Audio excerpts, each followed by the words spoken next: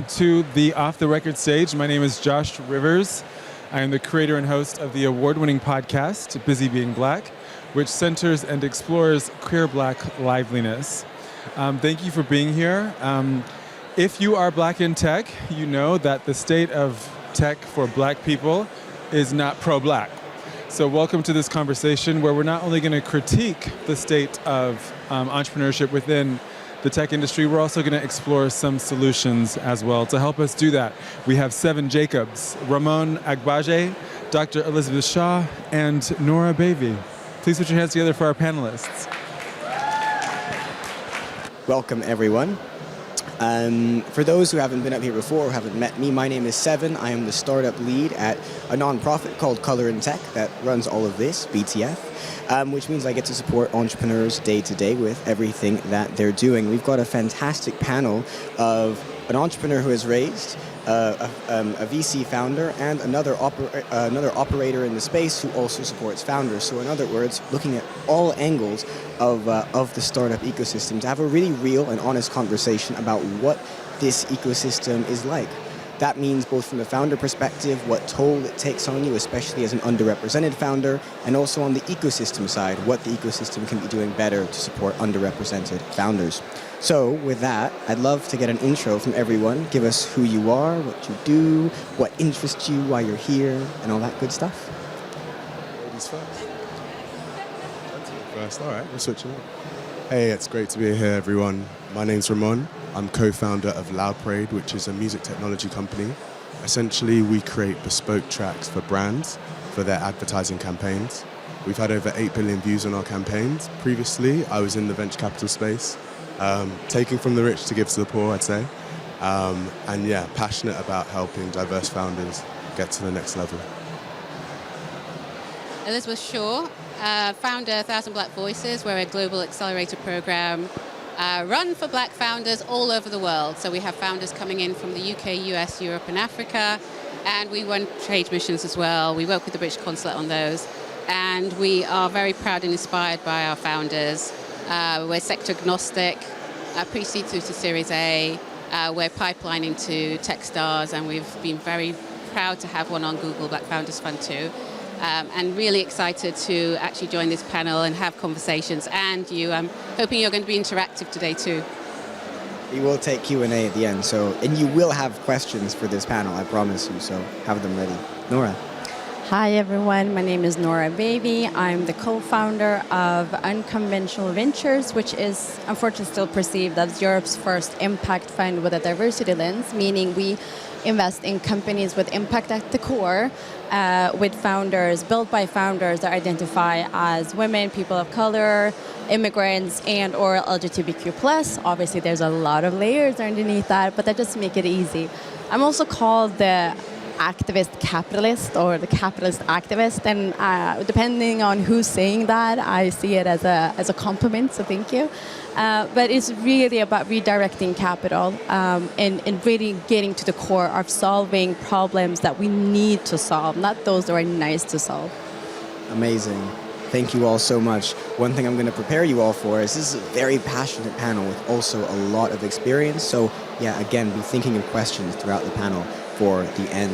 So let's start off by talking about founders and the founder perspective. Getting into being a tech founder, especially from an underrepresented background with the challenges that the community faces. From your perspective, what does it really mean to be a tech startup entrepreneur? Let's start with that. What does it really mean to be a tech startup entrepreneur? Who would like to go first? I can jump in. Just to add, so I was a tech founder myself before I switched gears and realized, this is how bad it is. So let me try to do something about it. I think, well, first of all, what is a tech entrepreneur? I think we need to boil it down and make it very simple. First of all, tech is the tool that we use to solve a problem. How big is that problem? And I think we need to break that down and be very, very, very niched into and detail-oriented about what is the problem, how am I deciding to solve it, and what are the opportunities in terms of business model with solving that problem. So I think we need to see that as more of a the end of the story rather than I want to become a tech entrepreneur and that's why I'm solving this because this fits my expertise, which is great that I have expertise, but I think we need to really boil it down to simplicity, understand the core of why we decide, because that why is going to push you through all the obstacles that you are going to face. Can you guys hear me? Great. Yeah, I'd echo what you said. I would say in terms of like being a tech founder, something that's often pushed is the narrative of scale, scale, scale. But I think it's important to adopt a problem-first mindset. Like, what problem are you trying to solve? And it's a bit of a weird word, but it's one that will help in your tech journey. You have to be obsessed with the problem. You have to literally go to bed at night thinking, oh my gosh, how am I going to solve this? And your initial solution may pivot, it may change, but because you're so obsessed with the problem, you're going to be willing to go through those different phases of the business. And that's just like a natural way of being a tech founder. So I think it's that obsession with solving a problem that's really valuable. In terms of being an underrepresented founder, I would say as underrepresented people, we are naturally entrepreneurial. Just go down Lewisham Market. Do you know what I mean? There's always people selling and bustling. And yeah, with tech, it's more just about the scale side of things. So people use these complicated words and terms, but honestly, it's just the practice that's been going on for centuries, to be honest. How many of you here are founders? Can you put your hands up, please? I should have asked that earlier. Whoops. I just want to. Okay. And hands up still, tech founders. Very few. How many of you want to become founders? Great. A lot more. Thank you. Thank you. Well, first of all, tech founder, you know, you don't have to be a technologist to be a tech founder. Like I mentioned, we have an accelerator program, and founders that want to and are developing technology solutions come from all walks of life. Doctors, yes, technologists, academics, construction, you know, marketing. And so you can actually get into that arena, you know, by understanding, first of all, doing some research, but you've got a passion for what you're trying to achieve. And like you mentioned, it's a problem first. You have either had some understanding of this challenge, or you've been in a community where this challenge is happening. And so I don't like saying no, so we have an accelerator program, but we do have a tech dev lab for those that are ideating. Many of them come in, they've got businesses already, but they haven't got a technology solution for their business. So they're looking at that, but they're trying to extrapolate that into the wider community. So you've got many different routes into becoming a tech founder. And we are talking about tech founders from our community, just being very aware of all the various different challenges. And we're going to talk about those today, so yeah. Speaking of challenges, nice segue. The first one I want to talk about is something you've all touched on in a slightly different way. Ramon, you mentioned obsession, right? All of you have mentioned challenges, how difficult the journey can be, how long. That takes a toll on someone. A lot of entrepreneurs talk about their mental health. Well, I say that they don't talk about it, but like we are aware of it. There's this big question of, should you be a tech entrepreneur? What is the toll it actually takes, and is it right for you? So what are your thoughts on that? How did you explore that for yourself? How do you support others with that as well? A great question. I'm happy to chime in a bit. So yeah, I think there's this big sort of push around being resilient, you know, the grind, the hustle, eating spaghetti at night. Buzzwords, right? Yeah, exactly. It's kind of, it comes from the American side. I just got back from New York actually, so I've absorbed that kind of feeling. And yes, it worked in phase one of like tech, that American dream sort of things, but I think people are seeing now it's not really sustainable, and you've kind of been sold a lie in that sense. I think what really matters is consistency and working smart rather than just working hard.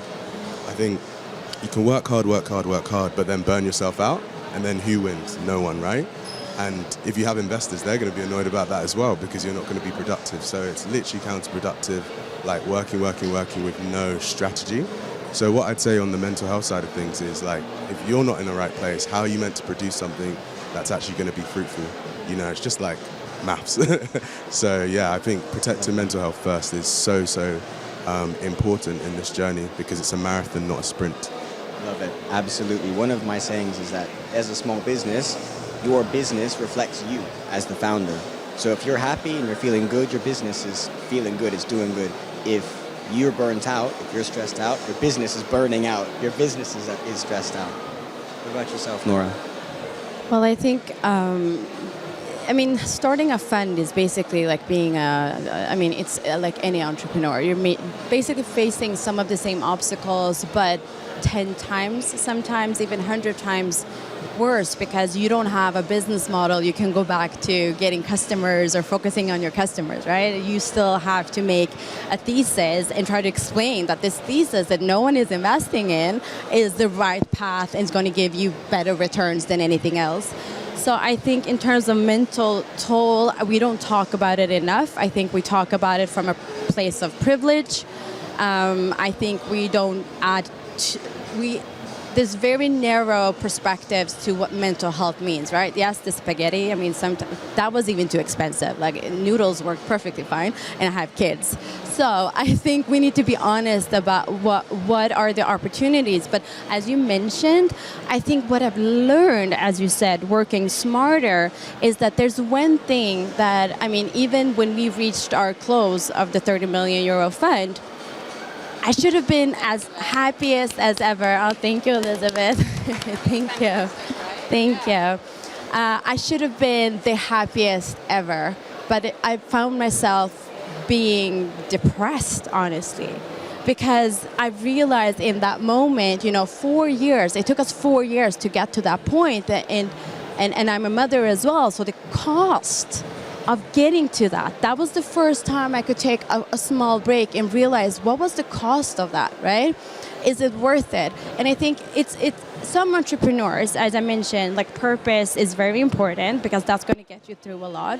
But I think for me, this wasn't a career choice. This was a mother trying to utilize the tools that I knew I could use to make sure that we're building that future that I want to see, and stop seeing the reactiveness from the VC space and creating, the proactive ecosystem that is really about growth, both on an environmental and a social aspect.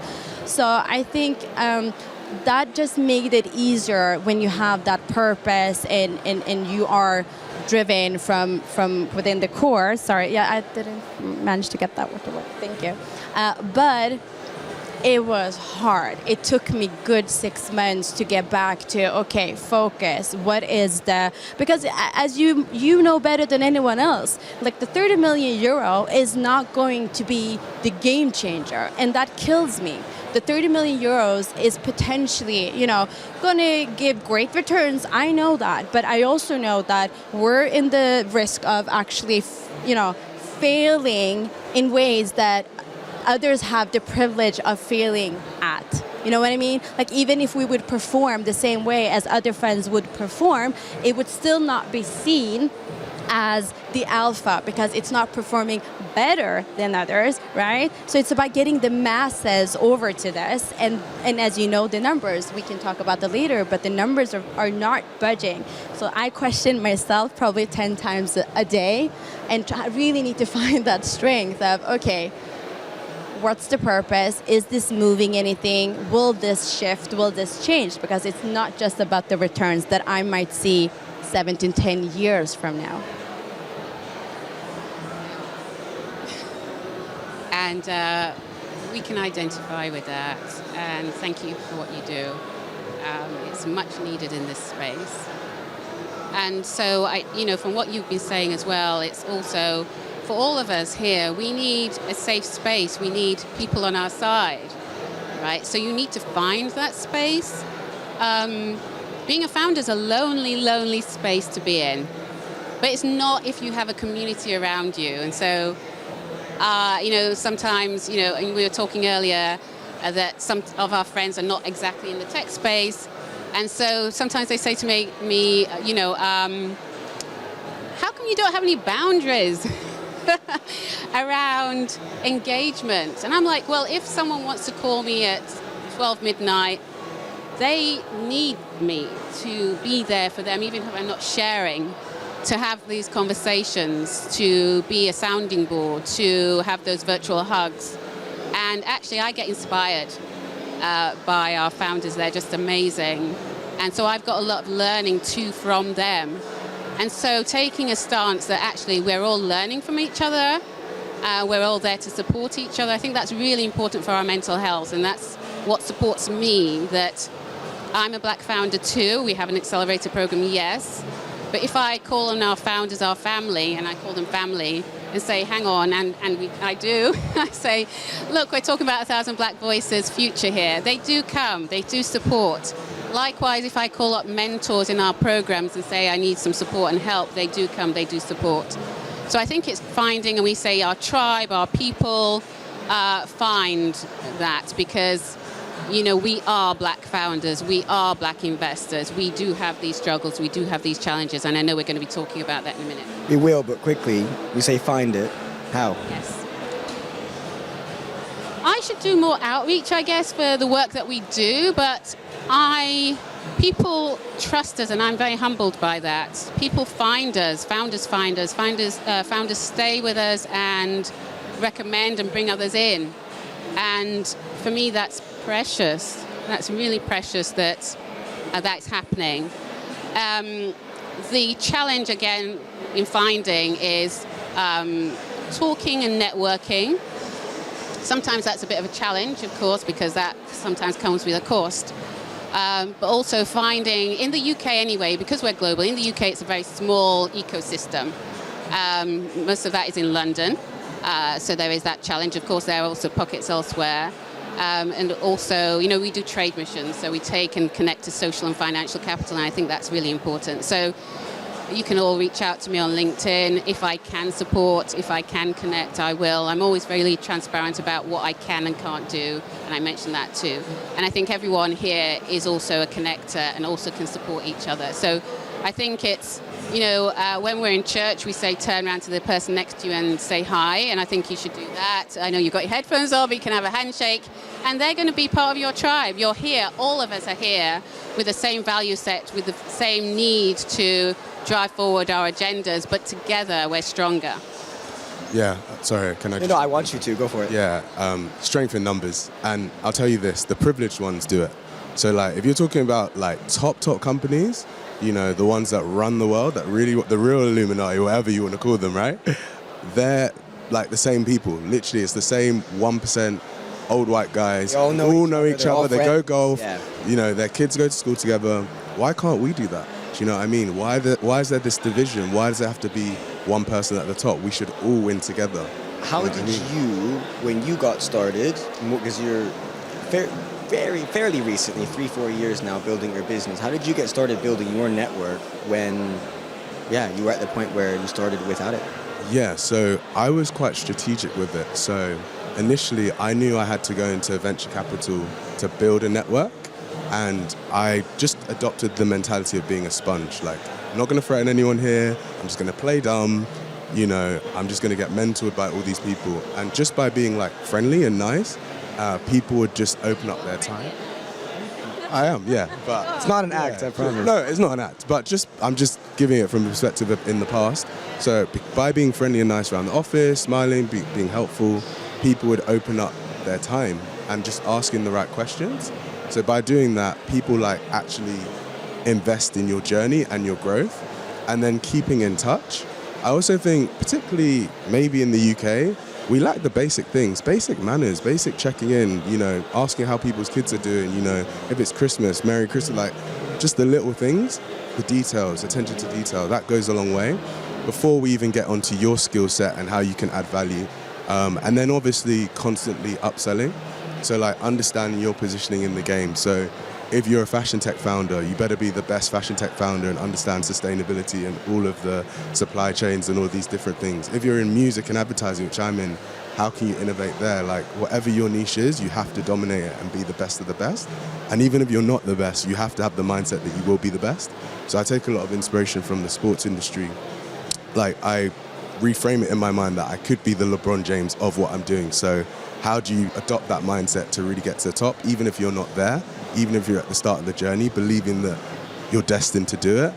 You actually have to be a bit deluded to do this journey, I think, as a founder. Nora, are you also deluded? Very much so. And I have Muhammad Ali, so I don't have LeBron. But my biggest cheat code, and this is me giving away finally, when you ask for advice, you get money. When you ask for money, you get advice. So in reality, whoever you're talking to, be very, like you said, ask questions, be curious, be interesting to learn. Because one of the reasons I think I'm at the stage that I am today, managed to get to that fund, is because I've been asking people questions for over 15 years. So I knew a lot of the history of the industry or the tech space. Listen, I was in IT telecom before it became sexy tech.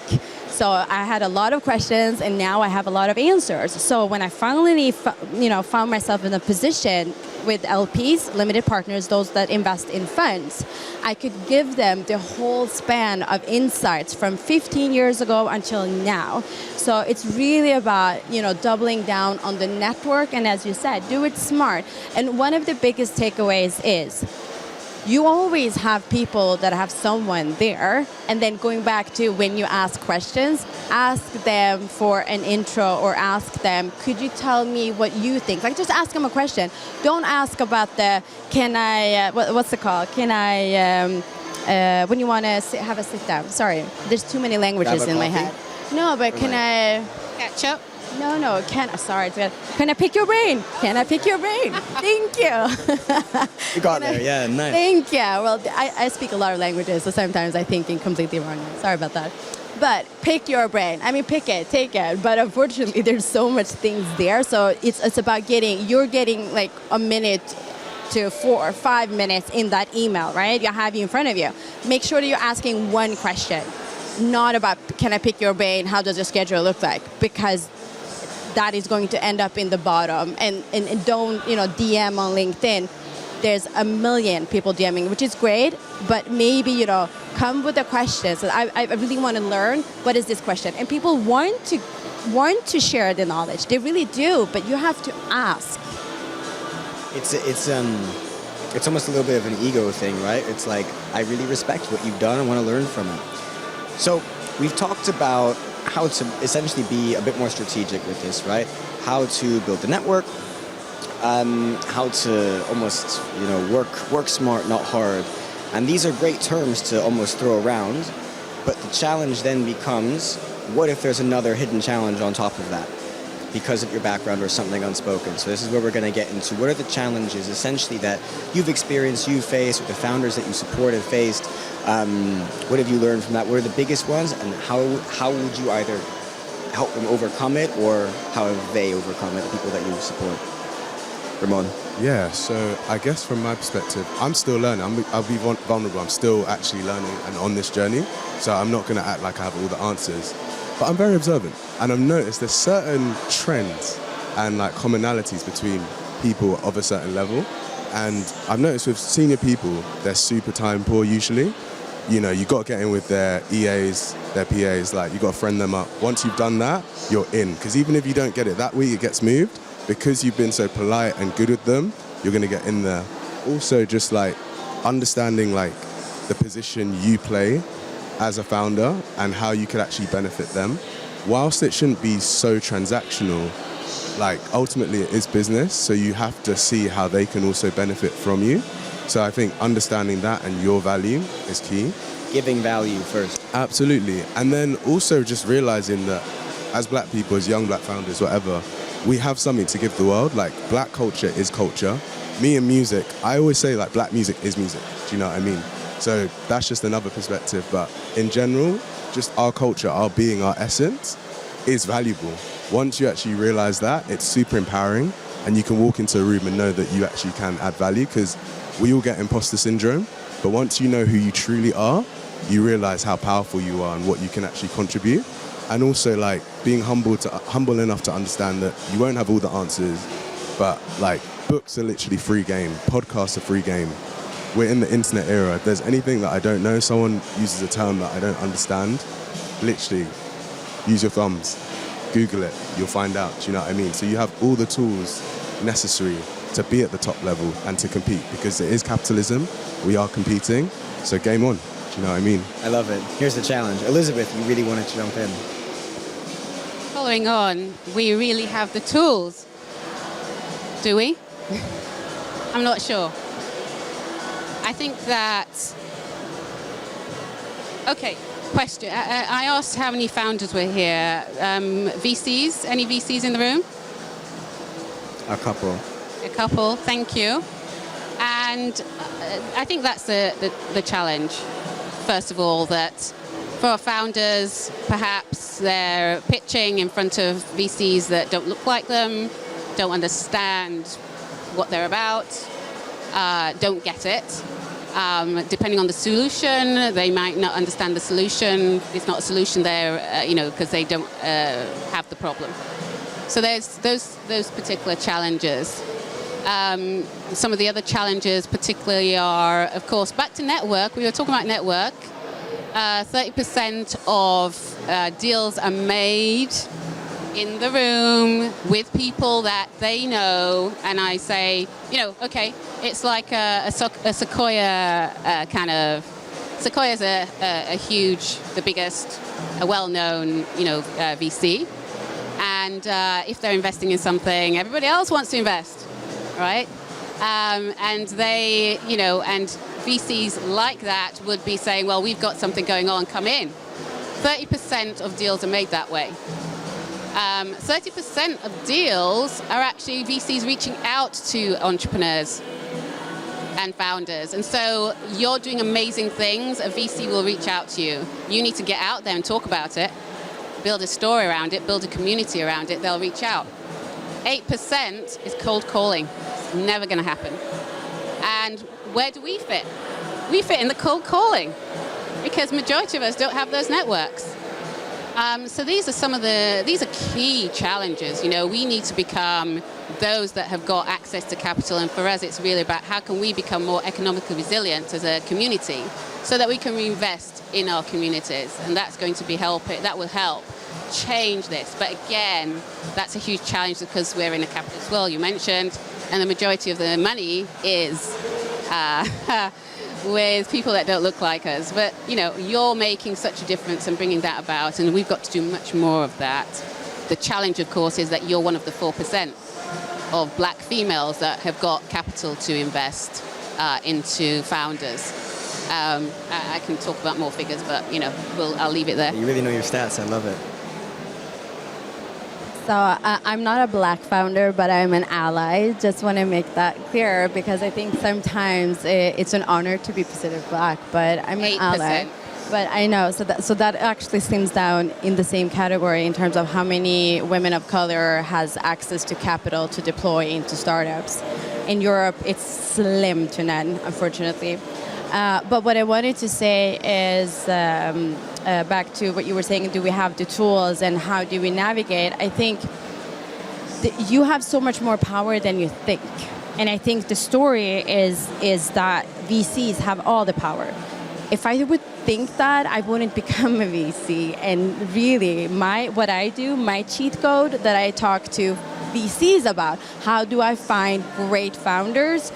At events like this, I love to network, but do you know who I go to? I go to the volunteers because I know that they're hustling to get there. I know they're hustling to get there, to be part of it, to learn.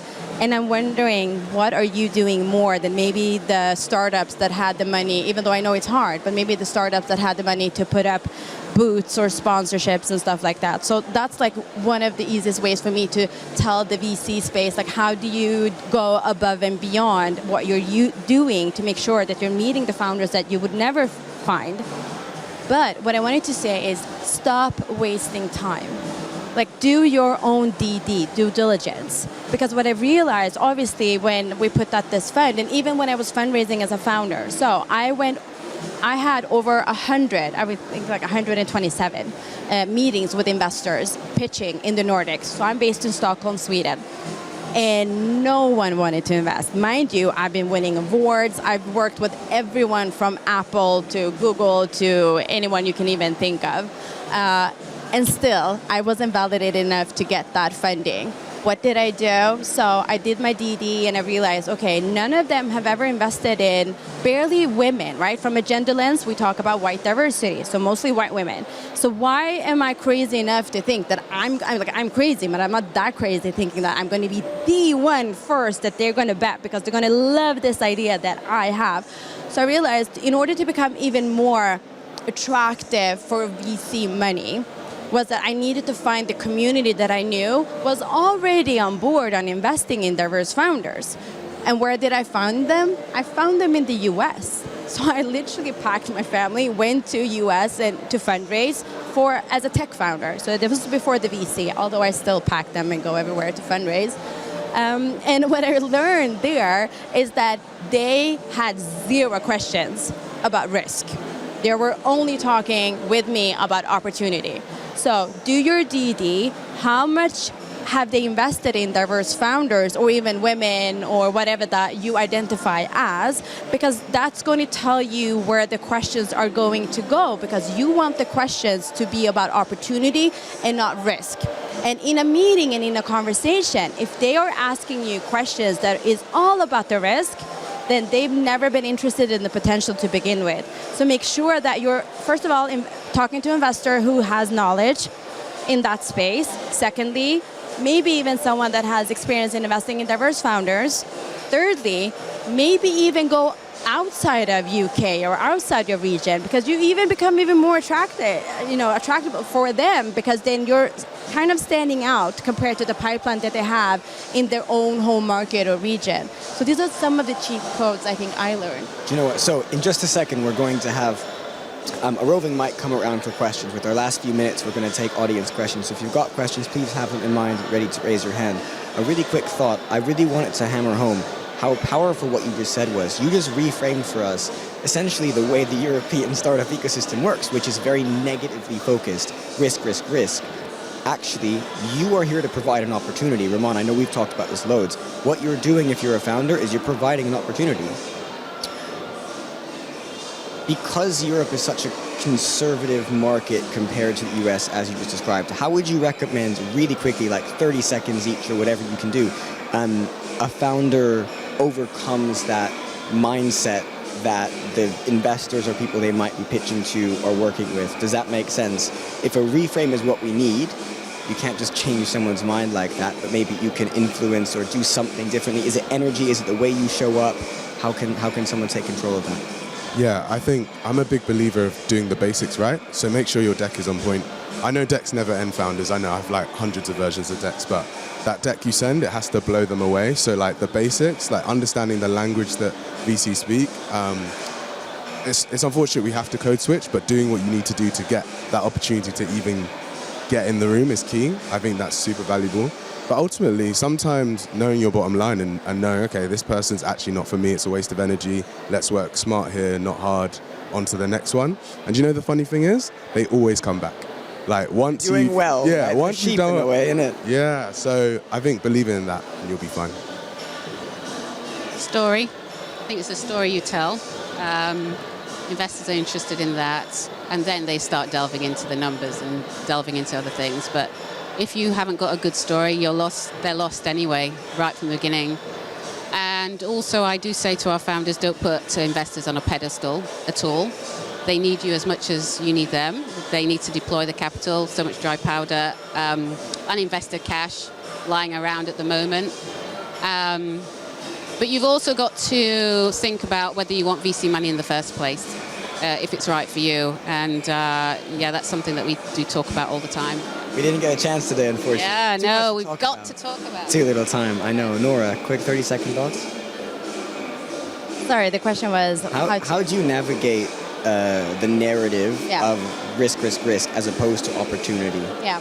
So as I mentioned to you, I only talk about the opportunity, and I know what they're already going. I anticipate what they're going to ask. So it's literally like media training, right? You need to know how to switch and reframe so you can get your data point across, or yeah.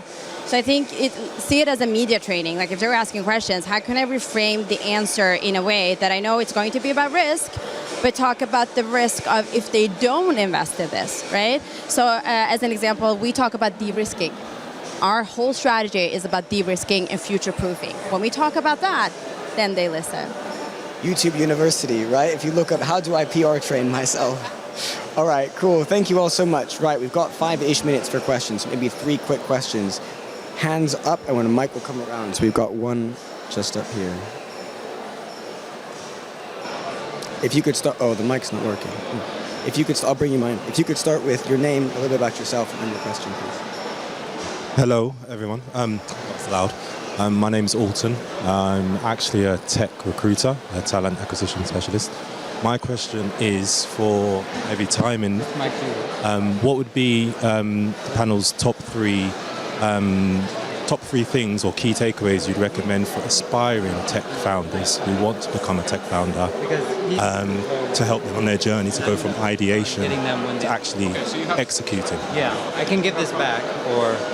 Yeah, I'll say one quickly. I think failing fast, like fail fast, it's not emotional, move on, learn from it, grow, and keep developing. Like this game changes quickly, so be willing to fail and take those learnings. First of all, you have an idea, get it out there. You know, once you've got something to share. We have founders that come through sometimes that lack confidence, and actually it's more about perfectionism.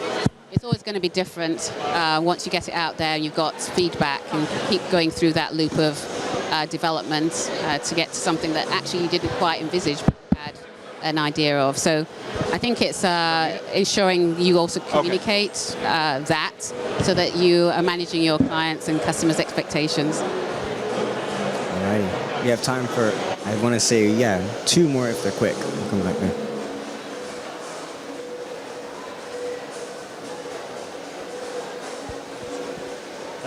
So I just wanted to ask, like, how important is personal branding for founders who are trying to raise investment? Like, do investors actually look at, I don't know, LinkedIn and Twitter and follow this, or, you know, is it just, I don't know, something that people do, but it doesn't necessarily correlate with raising investment? I would love to say that it's not important, but I mean, there's a reason why people left Google and Facebook 10, 15 years ago, and it still says in the bio of their LinkedIn, ex-Google, ex-Facebook, ex-whatever, right? So I think in terms of personal branding, I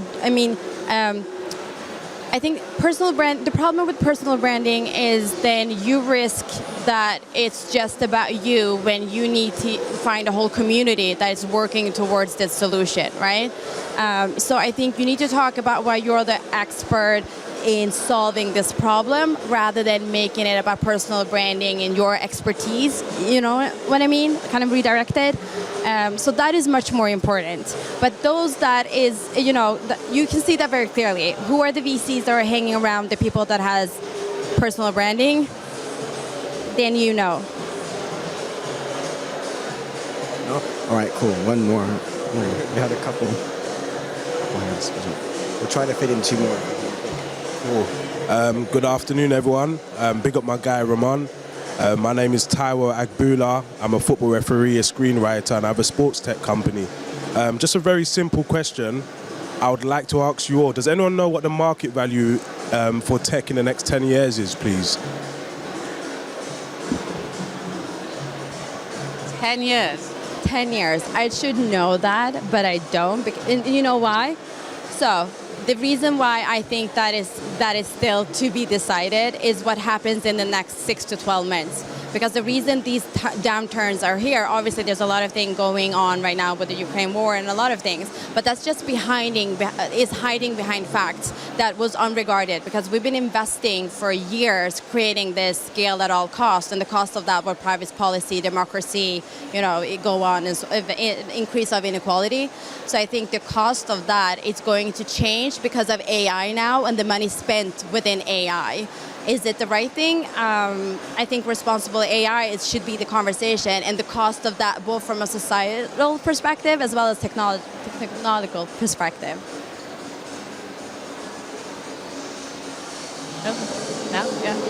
Hi, Hi everyone, my name is Frances Adaria Matthews. I'm a certified Notion consultant and founder of the Notion Bar. So I'm essentially a service provider who builds bespoke project management dashboards for businesses. I am switching over my focus to more the creative industries because more often than not, there aren't any processes.